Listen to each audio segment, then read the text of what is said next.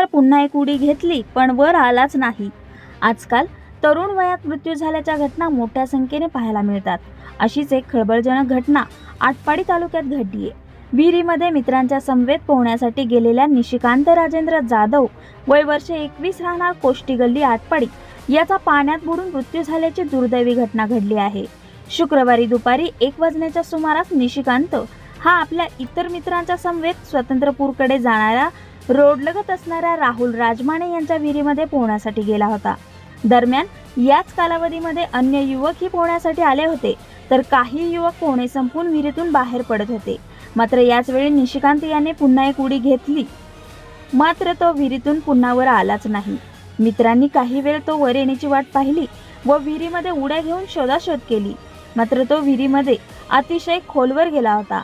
दरम्यान विहिरीमध्ये 50 फुटापेक्षा जास्त पाणी असल्याने शोध मोहीम राबविण्यास अडचणी निर्माण झाल्या होत्या। अनेक युवकांनी पाण्यामध्ये शोध घेण्याचा प्रयत्न केला व पाणी काढण्यासाठी विद्युत पंप सुरू करण्यात आले होते, मात्र जवळूनच आटपाडी तलावाच्या पाण्याचा कालवा जात असल्याने विहिरीमधील पाणी उपसणे अशक्यप्राय होते।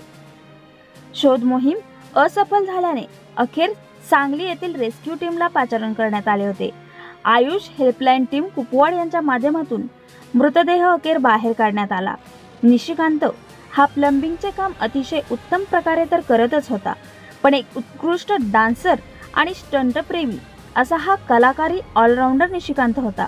त्याचे अनेक व्हिडिओ देखील सोशल मीडियावर त्याने अपलोड केले आहेत। नेहमीप्रमाणे दुपारच्या सुमारास तो आपल्या मित्रांसमवेत पोहायला जाताना त्याला जराही कल्पना नव्हती की आज आपलं काही बरं वाईट होईल।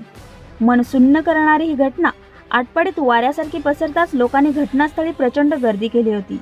निशिकांतच्या अचानक जाण्याने मात्र आटपाडी परिसरासह तालुक्यातून हळहळ व्यक्त होत आहे।